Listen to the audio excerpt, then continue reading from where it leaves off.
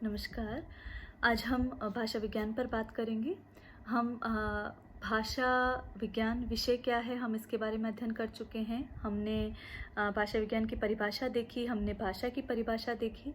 साथ ही हमने ये भी देखा कि भाषा की प्रकृति क्या है, भाषा की प्रकृति कैसी होती है और भाषा की दिशाएं क्या हो सकती है। तो हमने इन सभी बातों पर अध्ययन किया, चर्चा की।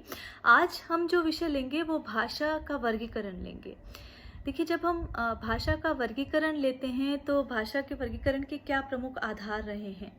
देखिए, भाषा का अध्ययन उतना ही दुरूह है जितना कि भाषा की उत्पत्ति को समझना। तो भाषा के वर्गीकरण को करने की जब चेष्टा की गई तो जो विद्वान हैं उन्होंने जो विश्व की 6000 से अधिक भाषाएं हैं उनका अध्ययन, उस विशाल समूह का अध्ययन नाना प्रवृत्तियों के आधार पर समझने की चेष्टा की गई। उसके भौगोलिक परिवेश के आधार पर उन्होंने समझने की चेष्टा की। तो इन सभी आधारों का ही आज हम देखते हैं कि कौन से वे प्रमुख आधार रहे जिन्होंने भाषिक वर्गीकरण की आधार भूमि तैयार की। तो जब हम भाषाओं का ये वर्गीकरण देखते हैं तो उसमें जो पहला वर्गीकरण है वो महाद्वीपों के आधार पर आता है। देखिए, समूचे विश्व को हम महाद्वीपों में बांट सकते हैं और जो 7 महाद्वीप बांटे गए हैं उन्हीं के आधार पर सबसे पहले उन महाद्वीपों की भाषाओं के आधार पर अलग अलग भाषिक परिवार वहाँ पर रखे गए। जैसे कि हम यूरोप की भाषाओं को यूरोपीय भाषाएं कह सकते हैं, एशिया की भाषाओं को एशियाई भाषाएं परिवार में, अमेरिका की भाषाओं को अमेरिकी भाषाएं, इसी तरह ऑस्ट्रेलिया की ऑस्ट्रेलियाई भाषाएं और इसी तरह जो अफ्रीका है उसकी अफ्रीकी भाषाएं। तो इस प्रकार विभिन्न महाद्वीपों के नामकरण के आधार पर, वहाँ की प्रवृत्तियों के आधार पर, वहाँ के इतिहास के आधार पर, वहाँ की भाषिक संरचना के आधार पर हमने उन भाषाओं को उपमहाद्वीपों के आधार पर अलग अलग वर्गीकृत करने की चेष्टा की, उन्हें अलग अलग हिस्सों में रखने की कोशिश की। तो ये एक भाषा वर्गीकरण का एक महत्वपूर्ण आधार निकलकर सामने आया जिसे हम जान सकते हैं महाद्वीपों के आधार पर भाषा वर्गीकरण। दूसरा जो आधार हम लें तो जब हम देखते हैं कि जो उपमहाद्वीपीय आधार है वो बहुत स्थूल है, वो बहुत व्यापक हो जाता है, वो बहुत विस्तृत हो जाता है और उसमें क्योंकि एक महाद्वीप में तो जाने कितनी ही भाषाएं बोली जा सकती हैं। तो जब हमने सूक्ष्मता की ओर बढ़ने की कोशिश की, प्रयास किया, तो वहाँ हम देशों पर आए और फिर देशों के आधार पर हमने भाषा का अध्ययन करने की चेष्टा की। तो जैसे कि भारतीय भाषाएं, चीनी भाषाएं, जर्मन भाषाएं, फ्रांसीसी भाषाएं, नेपाली भाषाएं, और जब इस तरह हमने देश के आधार पर भाषा का अध्ययन करने की कोशिश की, उन भाषाओं को वर्गीकृत करने की चेष्टा की, तो ये आधार जो देशों के आधार पर भाषा वर्गीकरण का आधार कहलाया। इसके पश्चात अगर हम वर्गीकरण के आधार में देखें तो धर्म एक महत्वपूर्ण भूमिका निभाता है। देखिए, धर्म ने संस्कृति, सभ्यता सभी को प्रभावित किया है। तो निसंदेह है संस्कृति और सभ्यता का ही एक अंग जो है वो भाषा भी है। तो भाषा को भी जो धर्म है वो बहुत गहरे तक प्रभावित करता है। जब हम धर्म का प्रभाव देखते हैं तो उस आधार पर ईसाई भाषाएं, हिंदू भाषाएं, मुस्लिम भाषाएं, इस प्रकार से भाषाओं का वर्गीकरण तैयार करते हैं और उस पर धर्म ने किस प्रकार भाषाओं पर अधिकार डाला है, प्रभाव डाला है, वो अध्ययन हम उस वर्गीकरण के आधार पर वो भी करने की कोशिश करते हैं। उसके आधार पर इसके बाद जो महत्वपूर्ण आधार आता है वो है युग के आधार पर। देखिए, किसी भी भाषा को इतिहास सापेक्ष दृष्टि से अध्ययन करना एक बहुत ही वैज्ञानिक दृष्टि रही है, ये कहा जा सकता है। जैसे कि हम इतिहास का अध्ययन करते हैं वैसे ही भाषा के अध्ययन के भी हमने अलग अलग काल निर्धारित किए, जैसे कि प्रागैतिहासिक काल, मध्ययुगीन प्रागैतिहासिक काल, उसके बाद प्राचीन भाषाएं, फिर मध्ययुगीन भाषाएं और आधुनिक भाषाएं। तो इस प्रकार हमने भाषाओं का अध्ययन करने की चेष्टा की मनुष्य के विकास क्रम के साथ ही। तो इससे भी एक जो भाषिक अध्ययन है और भाषा का वर्गीकरण है उसमें वैज्ञानिकता आई। तो ये भी एक महत्वपूर्ण आधार है जब हमने युग के आधार पर, और वो युग कैसा लिया हमने, इतिहास सम्मत युग के आधार पर प्रयास किए। इसके आगे हम जो भाषाओं का वर्गीकरण का एक महत्वपूर्ण आधार देखते हैं वो है आकृति के आधार पर। आकृति को आप यूँ कह लीजिए सरल शब्दों में बुनावट के आधार पर, बनावट के आधार पर किसी भी भाषा की प्रकृति क्या है। अब वो अयोगात्मक हो सकती है। अयोगात्मक मतलब उस भाषा में जो शब्द होंगे उनकी जो प्रकृति और प्रत्यय होंगे वो पूर्णतः एक दूसरे से अलग होंगे, वहाँ संबंध तत्व नहीं होगा तो अयोगात्मक हो जाएंगी। ठीक है, वहाँ पर निपात अव्यय आदि का प्रयोग अगर अधिक होगा तो वो अयोगात्मक भाषाएं। इसी तरह योगात्मक भाषाओं में प्रश्लिष्ट, श्लिष्ट, अश्लिष्ट, इस तरह की जो भाषाएं जिसमें संबंध तत्व, प्रकृति, प्रत्यय और विभक्तियों का योग परस्पर किस प्रकार होता है, क्या वो बहुत अधिक प्रश्लिष्ट है, बहुत अधिक चिपके हुए, उन्हें पृथक पृथक नहीं किया जा सकता, उनमें उनका अध्ययन करते समय हम उनमें प्रकृति और प्रत्यय को अलग अलग नहीं कर सकते या कर सकते हैं। इस आधार पर जब अध्ययन किया गया तो हमने उस अध्ययन को आकृति मूलक वर्गीकरण के अंतर्गत रखा। इसके बाद जो महत्वपूर्ण आधार है भाषा के वर्गीकरण का वो है परिवार के आधार पर। देखिए, किसी भी भाषा में उससे मिलती जुलती अन्य भाषा यदि है, और वो भाषा मिलती जुलती कैसे है, यदि शब्दों के माध्यम से, यदि स्वरों के माध्यम से, यदि व्यंजनों के माध्यम से, और यदि उसका शाब्दिक परिवेश देखें तो वो इतिहास, और फिर उसका इतिहास सापेक्ष अध्ययन करें तो वहाँ जो समानता दिखाई देती है उस आधार पर उन्हें एक परिवार में रख दिया जाता है। तो ये परिवार मूलक वर्गीकरण भाषाओं का कहलाता है। तो ये भी एक महत्वपूर्ण वर्गीकरण का आधार है जिसमें हम परिवार के आधार पर भाषाओं का अध्ययन करते हैं, जैसे कि भारोपीय परिवार की भाषाएं, सेमेटिक भाषाएं, हेमेटिक भाषाएं, सुडानी भाषाएं, तो इस प्रकार द्रविड़ परिवार की भाषाएं। तो ये जब अध्ययन हम करते हैं तो वो परिवार के आधार पर करते हैं। तो ये जो अध्ययन है जिसमें आपने देखा भारोपीय, द्रविड़, सेमेटिक, हेमेटिक, तो ये अलग अलग परिवार वहाँ पर बनाए गए जिनमें जो भी भाषाएं आई उनमें कुछ न कुछ समानता है। वो समानता उनके ध्वनि, शब्द, व्यंजन, इस आधार पर तो हम देखते ही हैं, और उनके इतिहास में भी, जब उनके इतिहास में जाने पर भी अनेक समानताओं का वहाँ लक्षित हमें दिखाई देती है। तो इस आधार पर हमने परिवार के आधार पर वर्गीकरण किया। अगला वर्गीकरण जो है प्रभाव के आधार पर, तो ये हालांकि इन वर्गीकरणों में सबसे बाद का है कि कोई एक भाषा किसी दूसरी भाषा पर किस प्रकार प्रभाव डालती है। तो इस पर जब अध्ययन किया गया, इस पर जब शोध किए गए तो यहाँ पर प्रभाव के आधार पर बात की, जैसे कि संस्कृत प्रभावित भाषाएं, ग्रीक प्रभावित भाषाएं, जर्मन प्रभावित भाषाएं, फारसी प्रभावित भाषाएं आदि जो भाषाएं हैं वो इस वर्ग में रखी गई, जिसमें एक भाषा अन्य भाषा पर किस प्रकार प्रभाव डालती है उसका हमने अध्ययन किया। देखिए, तो हमने जो भाषा वर्गीकरण के 7 मुख्य आधार देखे, जिसमें महाद्वीपों के आधार पर, देशों के आधार पर, धर्म के आधार पर, आकृति के आधार पर, परिवार के आधार पर, युग के आधार पर और प्रभाव के आधार पर किसी अन्य भाषा का प्रभाव किस प्रकार पड़ रहा है, इन सभी आधारों पर हमने भाषा का वर्गीकरण किस प्रकार किया जाता है उनको समझने की चेष्टा की। देखिए, ये सभी वर्गीकरण के आधार तो हैं, लेकिन इनमें से जो 2 सूक्ष्म आधार हैं उनको वैज्ञानिकों ने माना, और वो 2 हैं आकृति मूलक और पारिवारिक वर्गीकरण। तो इन्हीं 2 पर हम आज खास चर्चा करेंगे कि भाषाओं का आकृति मूलक वर्गीकरण क्या है और भाषा का पारिवारिक वर्गीकरण क्या है। तो जैसा कि हमने भाषाओं के वर्गीकरण की बात की, तो जो हम पहला आकृति मूलक देखते हैं तो उसमें भाषा में किस प्रकार की पद रचना है, किस प्रकार की वाक्य रचना है, किस प्रकार की भाषा के वाक्यों की आकृति है, अर्थात उसमें प्रकृति और प्रत्यय का सहयोग किस प्रकार हो रहा है। जब इन आधारों पर भाषा को वर्गीकृत करने की चेष्टा की गई और उसके आधार पर अध्ययन करने की चेष्टा की गई, तो वो आकृति मूलक वर्गीकरण कहलाया।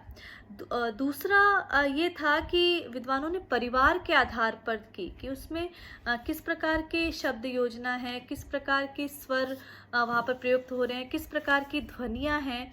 तो जब ये समानता देखने की कोशिश की गई, उनकी ध्वनियों में विद्यमान पारस्परिक समानता को देखने की कोशिश की गई, उनकी शब्दावली में समानता देखने की कोशिश की गई और व्याकरण की दृष्टि से, ध्वनियों की दृष्टि से ये समानता देखने की कोशिश की गई और ये समानता देखने के लिए भाषाओं के विकास और इतिहास को भी आधार बनाया गया, तो वो परिवार मूलक वर्गीकरण कहलाया। जैसा कि हमने देखा, द्रविड़ परिवार की भाषाएं, हेमिटिक भाषाएं, सेमिटिक भाषाएं, यूरोपीय भाषाएं, तो ये जो अलग अलग वर्गों में जो रखा गया परिवार के आधार पर, उसे पारिवारिक वर्गीकरण कहा गया। अब ये जो अगर हमने इन दोनों जो वर्गीकरण की बात करें, जिसे आकृति मूलक, जिसे मॉर्फोलॉजिकल क्लासिफिकेशन भी कहते हैं, तो आकृति मूलक में हमने पद रचना या वाक्य रचना उसे महत्वपूर्ण स्थान दिया और पारिवारिक वर्गीकरण में वहाँ ध्वनियों और स्वर साम्य, जो ध्वनि साम्य है उसमें स्वर व्यंजन दोनों आ जाएंगे, तो ध्वनि साम्य को प्रधानता दी और उसमें भी उस भाषा के इतिहास और विकास को देखते हुए वो परिवर्तन किस प्रकार है उसमें समानता देखने की कोशिश हमने की, तो वो पारिवारिक वर्गीकरण कहलाया गया, जिसे जेनियोलॉजिकल क्लासिफिकेशन भी कहते हैं। तो आपके जो पाठ्यक्रम में, एमए के पाठ्यक्रम में है, वो मॉर्फोलॉजिकल क्लासिफिकेशन अर्थात आकृति मूलक वर्गीकरण का एक बड़ा प्रश्न तैयार होता है, तो हम उस पर बात करेंगे कि पारिवारिक वर्गीकरण की अभी चर्चा हम डिटेल में नहीं करके हम आकृति मूलक वर्गीकरण पर बात करेंगे। देखिए, जब मैं बार बार कह रही हूँ कि पद रचना, वाक्य रचना पर बात की जा रही है, तो इस आकृति मूलक वर्गीकरण को ही हम रूपात्मक वर्गीकरण भी कह सकते हैं, वाक्य मूलक वर्गीकरण भी कह सकते हैं, रूप रचनात्मक वर्गीकरण भी कह सकते हैं, या पदात्मक वर्गीकरण भी इसे कह सकते हैं। तो ये सारे नामों से हम इसे संबोधित कर सकते हैं, जिसमें रूपात्मक, वाक्य मूलक या पदात्मक वर्गीकरण। इसे समझने के लिए ये समझिए कि इस वर्गीकरण का मूल आधार वाक्य रचना है। किस प्रकार विभिन्न शब्दों के योग से वो शब्द पद बनते हैं और किस प्रकार उनसे वाक्यों की निर्मिति होती है, इसका अध्ययन हम आकृति मूलक वर्गीकरण में करते हैं।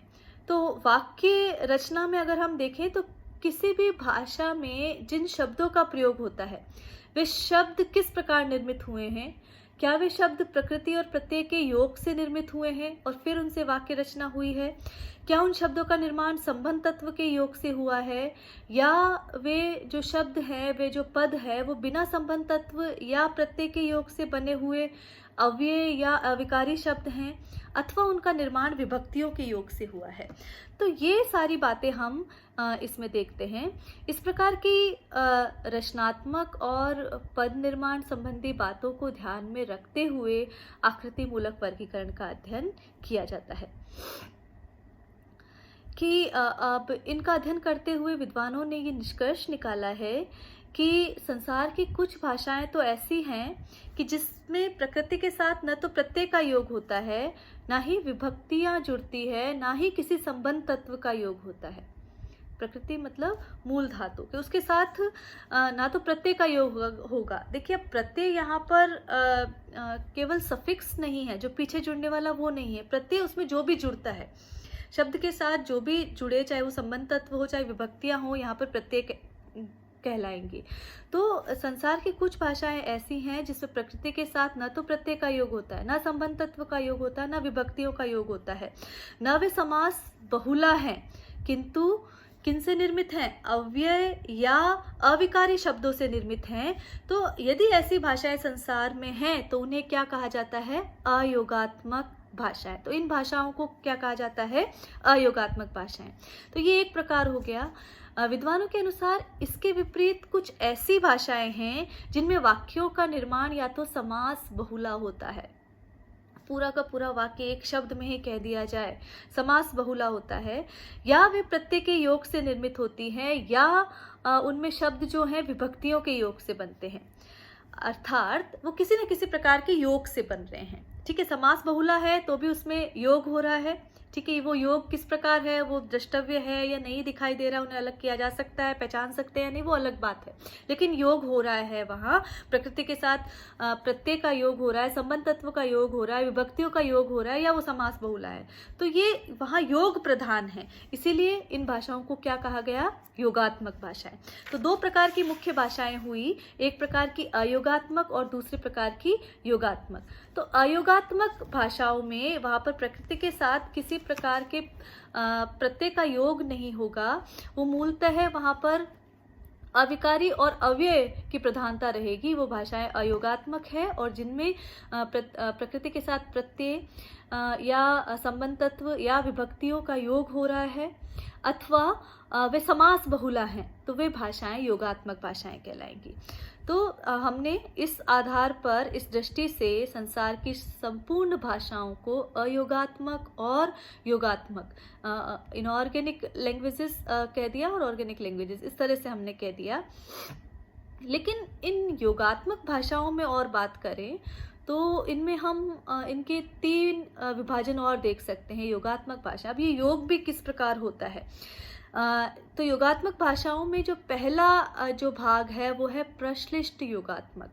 अब इसमें प्र और श्लिष्ट, श्लिष्ट मतलब देखिए श्लेष शब्द होता है चिपका हुआ।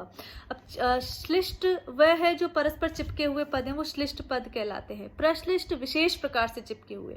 तो उसी आधार पर प्रश्लिष्ट योगात्मक भाषाएं, जिनमें प्रकृति और प्रत्यय इतने मिले जुले रहते हैं कि उन्हें पृथक करना संभव नहीं जान पड़ता है, तो वो प्रश्लिष्ट योगात्मक भाषाएं कहलाती हैं।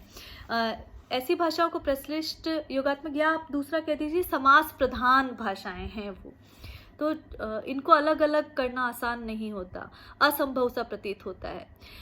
इसके विपरीत अगर हम दूसरा देखें तो संसार में कुछ ऐसी भाषाएं भी मिलती है जिनमें प्रकृति अर्थात अर्थ तत्व और प्रत्यय अर्थात संबंध तत्व का योग तो रहता है, किंतु वे पूरे तरह घुले मिले नहीं रहते, उनको अलग अलग किया जा सकता है, वो अलग अलग दिखाई देते हैं स्पष्ट, और उन्हें अलग अलग किया जा सकता है। तो ऐसी भाषाओं को हम अश्लिष्ट योगात्मक या प्रत्यय प्रधान भाषाएं कह सकते हैं, क्योंकि प्रत्यय को प्रकृति से अलग किया जा सकता है, वो पूरी तरह घुले मिले नहीं है, इसलिए हमने क्या नाम दिया, योगात्मक तो है लेकिन अश्लिष्ट योगात्मक भाषाएं उन्हें कहा, या प्रत्यय प्रधान भाषाएं भी आप कह सकते हैं। तीसरे संसार की जो योगात्मक भाषाएं हैं उसमें भी देखें, तीसरे प्रकार की कुछ भाषाएं संसार की ऐसी हैं जिनमें प्रकृति के साथ विभक्ति का संयोग मिलता है, और ये विभक्तियां अपनी प्रकृति के साथ इस तरह मिली रहती है कि उनकी सत्ता तो स्वतंत्र दिखाई देती है, किंतु उन्हें अलग नहीं किया जा सकता। देखिए, हम विभक्तियों की बात कर रहे हैं, विभक्तियां प्रकृति से जुड़ी तो है, योग तो है, वो दिखाई भी दे रही हैं, लेकिन उन्हें अलग नहीं किया जा सकता। तो इन भाषाओं को श्लिष्ट योगात्मक या विभक्ति प्रधान भाषाएं कहते हैं। तो ये भाषाएं हैं। तो हमने देखा कि जो योगात्मक भाषाएं हैं उसमें भी प्रश्लिष्ट योगात्मक, अश्लिष्ट योगात्मक और श्लिष्ट योगात्मक, जिन्हें की विभक्ति प्रधान भाषाएं भी कहा गया। तो इस प्रकार 4 प्रमुख आधार हैं आकृति मूलक वर्गीकरण के। अब हम एक एक इस वर्गीकरण के आधार को लेंगे जो आकृति मूलक वर्गीकरण का है। तो जो पहला आधार है वो अयोगात्मक। देखिए, जब हम योगात्मक की बात करते हैं तो हम वहाँ समास बहुला लेकर आए थे, तो ये व्यास है, समास का उल्टा व्यास। समास मतलब शब्दों को पास पास रखकर कहने की जो प्रवृत्ति है, कम शब्दों में जो कहने की प्रवृत्ति है, वो समास बहुला। लेकिन अयोगात्मक भाषाएं, वहाँ योग नहीं है, वहाँ प्रकृति में ना प्रत्यय का योग हो रहा है, ना संबंध तत्व का, ना विभक्ति का, तो वो अधिक शब्द चाहिएंगे उसको अपनी बात को कहने के लिए, इसलिए ये क्या है, व्यास प्रधान भाषाएं हैं। इसीलिए अयोगात्मक भाषाओं को दूसरा नाम हमने दिया है व्यास प्रधान भाषाएं। देखिए, इसके अंतर्गत वे भाषाएं आती हैं जिसमें सभी शब्द कैसे होते हैं, अविकारी होंगे, स्वतंत्र होंगे या प्रत्यय रूप में होते हैं। तो ये शब्द होंगे। इन शब्दों पर अविकारी शब्द कौन से, जिन पर काल, लिंग, वचन का कोई प्रभाव नहीं पड़ता, वो एक जैसे बने रहते हैं। और न ही ये जो शब्द है जो इन भाषाओं में प्रयुक्त होते हैं वो कारक रचना से भी प्रभावित नहीं होते। तो लिंग वचन कारक का प्रभाव यहाँ पर नहीं पड़ रहा है, ना ही काल का प्रभाव पड़ रहा है, अपितु ये केवल स्थान भेद के कारण या निपात अथवा सुर के कारण इनका अर्थबोध होता है। स्थान परिवर्तन, अगर इस वाक्य में, किसी वाक्य में शब्दों का स्थान परिवर्तन कर दिया जाए तो हमें उसके परिवर्तन का बोध होता है, या निपात के आधार पर या सुर लहजे के हिसाब से हम क्या बोलते हैं उससे परिवर्तन दृष्टिगोचर होता है, तो वो अयोगात्मक या व्यास प्रधान भाषाएं हैं। उनका एक महत्वपूर्ण लक्षण यह भी है। इस वर्ग की अगर हम देखें तो चीनी, तिब्बती, अनामी, बर्मी और सुडानी, आप नोट डाउन करें। चीनी, तिब्बती, सुडानी, बर्मी और अनामी भाषाएं मुख्यतः इस वर्गीकरण में रखी जाती हैं जब हम आकृति मूलक की बात करते हैं, जिसमें कि अविकारी, स्वतंत्र और प्रत्यय शब्दों का प्रयोग किया जा रहा है, जिन पर अविकारी शब्द, काल, लिंग, वचन का वहाँ कोई प्रभाव नहीं हो रहा है और ना ही कारक रचना से ही वे प्रभावित हो रहे हैं। तो ये जो भाषाएं हैं जिसमें हमने चीनी, तिब्बती, बर्मा, सुडानी और अनामी, इन सारी भाषाओं की बात की, ये सारी भाषाएं इस वर्ग में रखी जाती है।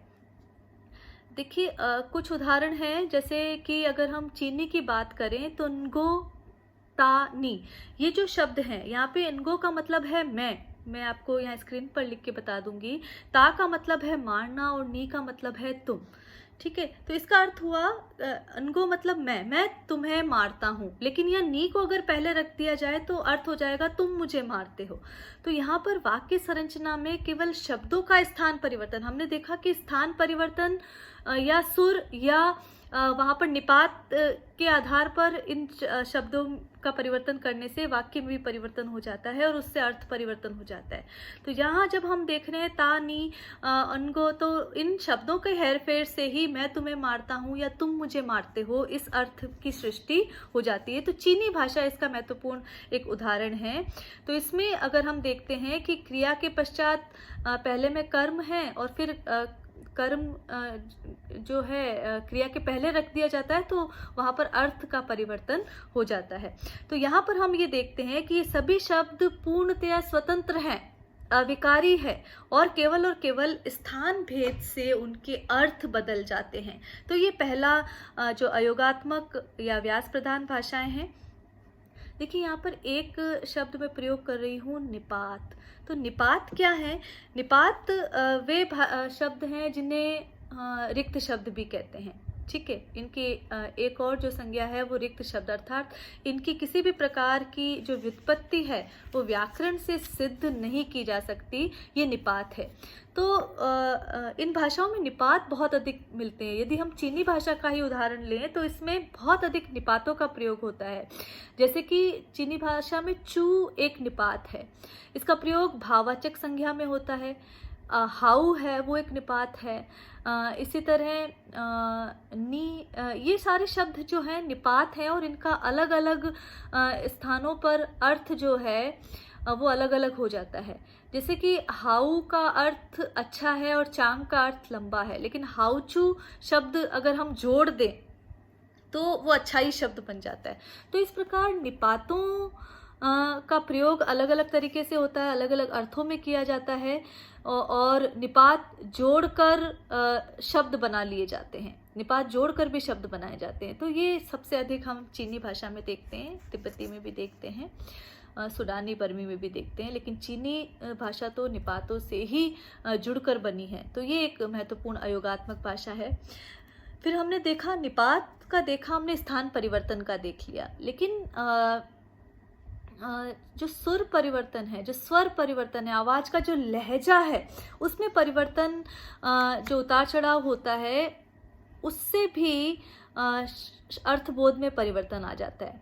जैसे कि तिब्बती परिवार की एक भाषा मणिपुरी भाषा है, उसमें एक शब्द माँ है, जिसे यदि ह्रस्व ध्वनि में बोले तो उसका अर्थ होगा वह है। माँ का अर्थ वह। यदि माँ को दीर्घ ध्वनि में बोले माँ तो उसका अर्थ होगा माता, और यदि उसे प्लुत ध्वनि में बोले तो उसका अर्थ खटमल हो जाएगा। प्लुत उसे दीर्घ कर दिया जाए, दीर्घीकरण माँ इस तरह कर दिया जाए तो उसका अर्थ खटमल हो जाएगा। तो माँ का अर्थ हमने ह्रस्व माँ तो वहाँ वह के अर्थ में देखा, माँ जब हमने बोला दीर्घ में तो वो माता के अर्थ में हो गया, और माँ जब हमने प्लुत ध्वनि में वहाँ उसको उच्चरित किया तो वो खटमल के अर्थ में हो गया। वो शब्द एक ही है। तो इस प्रकार स्वर के आधार पर भी परिवर्तन देखने को मिलता है। चीनी भाषा में भी ये सुर परिवर्तन बहुत अधिक देखने को मिलता है, जिसमें अगर हम मुँह शब्द देखें तो इसके अलग अलग अर्थ है। सुर के आधार पर ही वाक, जंगल, नाना अर्थ इसके निकलते हैं। तो ये जो अयोगात्मक भाषाओं का वैशिष्ट्य है कि स्थान परिवर्तन, निपातों के योग से किस प्रकार नए नए शब्द गढ़े जाते हैं, और सुर परिवर्तन के हिसाब से, सुर के उतार चढ़ाव से, जो लहजे के हिसाब से वहाँ अर्थ में परिवर्तन आ जाता है। तो ये योगात्मक भाषाओं का वैशिष्ट्य है। इसमें संबंध तत्व का बोध स्वतंत्र शब्दों से होता है। जो संबंध तत्व यहाँ पर, क्योंकि विभक्तियाँ तो है नहीं और प्रत्यय का योग है नहीं, तो यहाँ पर जो है पद क्रम से हम संबंध तत्व का बोध जान पाते हैं। तो अलग अलग सुर हैं, सुरों के हिसाब से जैसे चीनी भाषाओं में 4 सुर माने जाते हैं। उस भाषा का अध्ययन करने के लिए आपको सुरों का अध्ययन वहाँ पर करना पड़ेगा, क्योंकि वो इसी आधारित भाषा है, अयोगात्मक भाषा है। तो वहाँ सुर को तरजीह देनी पड़ेगी, वहाँ आपको उसका अध्ययन करने पर, इन भाषाओं का अध्ययन करने में समय लग सकता है, क्योंकि आप उसको बोलते कैसे हैं, उसको उच्चरित कैसे करते हैं, वो महत्वपूर्ण है। वहाँ सीधा सीधा जैसे अंग्रेजी तो किसी भी लहजे में बोली जाए वो चलेगा, लेकिन वहाँ क्योंकि सुर का उतार चढ़ाव आपने गलत किया तो अर्थ का अनर्थ हो सकता है। तो वो सुर आधारित भाषाएं हैं, और उसमें इन योगात्मक जो अयोगात्मक भाषाएं हैं उनमें हमने स्थान परिवर्तन, निपात और सुर को महत्ता प्रदान करनी पड़ेगी। जो दूसरी भाषाएं हैं योगात्मक भाषाएं या समास प्रधान भाषाएं, उसमें जो पहली है प्रश्लिष्ट योगात्मक। प्रश्लिष्ट विशेष प्रकार से जो चिपके हुए हैं, क्या जिनमें प्रकृति और प्रत्यय का योग है, और वो इतने अधिक चिपके हुए हैं, इतना अधिक सामिप्य है वहाँ पर, इतना अधिक समास बहुला है कि उन्हें अलग नहीं किया जा सकता, पृथक नहीं किया जा सकता। तो इन अर्थ तत्व और संबंध तत्व इनमें इतने अधिक घुल मिल जाते हैं कि वो पृथक दिखाई ही नहीं देते, वो पूर्णतः संश्लिष्ट है। इसलिए उनको कठिन करना भी कठिन, शब्दों का भेद करना भी वहाँ पर कठिन हो जाता है, इसीलिए उन्हें पृथक भी नहीं किया जा सकता। इसीलिए इन भाषाओं को प्रश्लिष्ट भाषाएं या समास प्रधान भाषाएं कहते हैं। अब इनमें भी हम 2 तरह की भाषाओं को 2 विभाजन कर सकते हैं, पूर्ण प्रश्लिष्ट भाषाएं और अंशतः प्रश्लिष्ट भाषाएं। तो जो अगर हम उत्तरी अमेरिका, दक्षिण अमेरिका और ग्रीनलैंड की भाषाओं को देखें, 3 भाषाएं मुख्य हैं, उत्तरी अमेरिका, दक्षिणी अमेरिका और जो उत्तरी अमेरिका की भाषाओं को हम देखें तो वो पूर्ण प्रश्लिष्ट भाषाओं में आती है। इसमें वहाँ पर जो पूरे के पूरे जो पद हैं वो सामासिक हैं। ठीक है, यहाँ बोर्ड नहीं है, मैं आपको नहीं तो लिख के बता दी। यहाँ पर एक वाक्य जो है, एक एक वाक्य 3 से 4 शब्दों के समास से निर्मित होता है, और उन्हें आप पृथक पृथक नहीं कह सकते। इसी तरह ग्रीनलैंड की भाषा में भी यही होता है कि इनमें भी 3 या 4 शब्दों के समास से एक वाक्य की निर्मिति होती है। तो इस प्रकार की जो भाषाएं, इस प्रकार की जो यौगिक भाषाएं बनती हैं, उन्हें पूर्ण प्रश्लिष्ट या पूर्णतः समास प्रधान भाषाएं कहते हैं। इनमें आप उदाहरण ध्यान रखें, उत्तरी दक्षिण अमेरिका की भाषा और ग्रीनलैंड की भाषा। अंशतः प्रश्लिष्ट जैसा कि नाम से ही ध्वनित है, इन भाषाओं में देखिए यूरोप की भाषाएं, कुछ भाषाएं, भारत में जो संस्कृत बोली जाती है वो भाषाएं, और गुजराती भाषाएं इसमें रखी जा सकती है। अगर यूरोप की यास्क भाषा में देखें, यूरोप की जिस भाषा की बात कर रहे हैं, उसमें संज्ञा, क्रिया, सर्वनाम आदि इस तरह गुथ जाते हैं, इस तरह मिल जाते हैं कि उन्हें पृथक करना बहुत मुश्किल कार्य हो जाता है। संस्कृत में भी ऐसे अनेक वाक्य हैं, अनेक शब्द हैं जो इतने अधिक घुल मिल गए हैं कि उन्हें अलग नहीं, जैसे अगर हम गच्छामि देखें तो वो पूरा एक वाक्य का अर्थ द्योतक है वहाँ पर कि मैं जाता हूँ। अहम गच्छामि, ना केवल गच्छामि ही बोले तो मैं जाता हूँ, इतना कहना ही पर्याप्त है। गुजराती में भी ऐसे शब्द मिलते हैं जो अंशतः प्रश्लिष्ट होकर पूरे वाक्य का बोध कराते हैं। तो इस प्रकार अगर भारत की संस्कृत को देखें, यास्क भाषा को देखें और भारत की गुजराती को देखें तो ये भाषाएं अंशतः प्रश्लिष्ट भाषा है।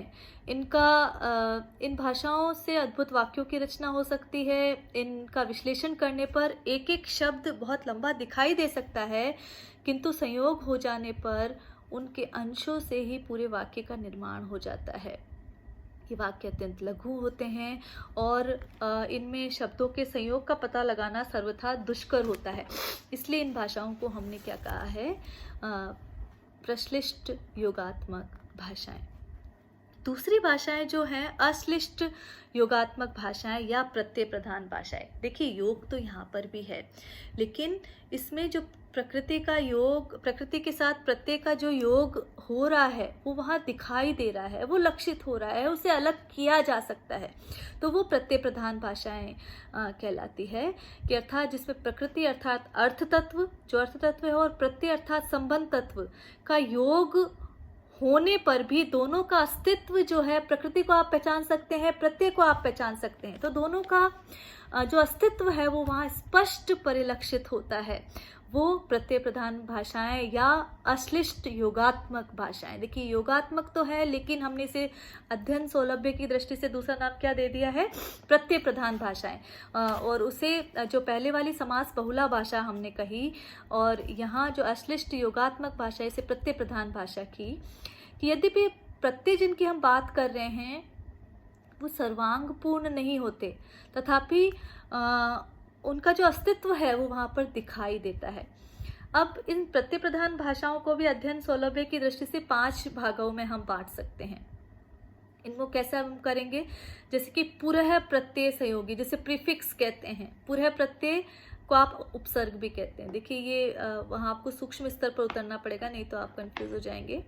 जो पुरः प्रत्यय जो पहले जुड़ रहा है उसका जो अध्ययन करेंगे, वहाँ पर जो प्रीफिक्स है उसकी बात जहाँ करेंगे, वहाँ पुरः प्रत्यय संयोगी में पर प्रत्यय जो शब्द के बाद में जुड़ रहा है उसका अध्ययन करेंगे, तो पर प्रत्यय। मध्य प्रत्यय संयोगी भी कुछ भाषाएं होती हैं, जैसे मुंडा भाषाएं जो हैं उनमें मध्य में जुड़ जाता है, वो मध्य प्रत्यय संयोगी। इसी तरह ईशत प्रत्यय संयोगी, जिनमें अयोगात्मकता के साथ साथ संयोगात्मकता भी होती है, वो ईशत प्रत्यय, जिसमें समास के साथ साथ विभक्ति का भी पुट मिलता है। दोनों चीजें जो मिल रही है वो ईशत प्रत्यय संयोगी। और सर्व प्रत्यय संयोगी, जिनमें प्रकृति के आदि, मध्य और अंत सभी जगह वहाँ प्रत्ययों का संयोग दिखाई देता है, वो कौन सी कहलाएगी, सर्व प्रत्यय संयोगी। तो 5 प्रकार का हम ये अश्लिष्ट योगात्मक भाषाओं में देख सकते हैं कि पुरः प्रत्यय संयोगी, पर प्रत्यय संयोगी, मध्य प्रत्यय संयोगी, ईशत प्रत्यय संयोगी और सर्व प्रत्यय संयोगी। तो ये इस प्रकार से जब हम देखते हैं कि प्रत्यय का योग पहले हो रहा है, प्रत्यय का योग बाद में हो रहा है, मध्य में हो रहा है, या वहाँ समास के साथ साथ विभक्तियों का भी योग हो रहा है, या सर्व प्रत्यय संयोगी, तो इस आधार पर भी हमने भाषाओं को बांटा है। फिर जो चौथा अध्ययन आता है वो है श्लिष्ट योगात्मक या विभक्ति प्रधान भाषाएं। देखिए हमने जो अश्लिष्ट योगात्मक कहा उसे प्रत्यय प्रधान भाषाएं कहा, लेकिन जो श्लिष्ट योगात्मक है उसे हम कौन सी भाषा कह रहे हैं, विभक्ति प्रधान भाषाएं कह रहे हैं। देखिए इन भाषाओं में जो व्याकरणिक संबंध जो है, प्रकृति और प्रत्यय का जो संबंध है, वो विभक्तियों के माध्यम से हमें दृष्टिगत हमें दिखाई देता है। ये विभक्तियाँ प्रकृति के साथ इतनी अधिक घुली हुई होती है कि इनका अस्तित्व स्पष्ट दिखाई नहीं देता, जबकि प्रत्ययों का अस्तित्व स्पष्ट दिखाई देता है। इन भाषाओं में जो विभक्तियां हैं वो कभी शब्द के भीतर लगी हुई हो सकती है, कभी शब्द के पश्चात लगी हुई हो सकती हैं। तो इस दृष्टि से अगर हम देखें कि वो विभक्तियां शब्द के भीतर लगी है या शब्द के बाहर, उस आधार पर हम इन्हें फिर दो भागों में बांट सकते हैं, जिसमें बहिर्मुखी श्लिष्ट योगात्मक भाषाएं और अंतर्मुखी श्लिष्ट योगात्मक भाषाएं, इनको हम कह सकते हैं। तो जब हम बहिर्मुखी श्लिष्ट योगात्मक भाषाएं कहते हैं तो इसमें आप भारोपीय परिवार की भाषाओं को रख सकते हैं, इसमें संस्कृत की भाषाओं को भी रखा जा सकता है, संस्कृत को भी रखा जा सकता है जब हम भारोपीय भाषा की बात कर रहे हैं। तो जैसे कि आप राम, रामो, रामः, ये इस तरह के जो रूप पढ़ रहे हैं, तो राम ने, दो रामों ने और सभी रामों ने, इस तरह राम है, रामो, रामः, इस तरह आप पढ़ते हैं।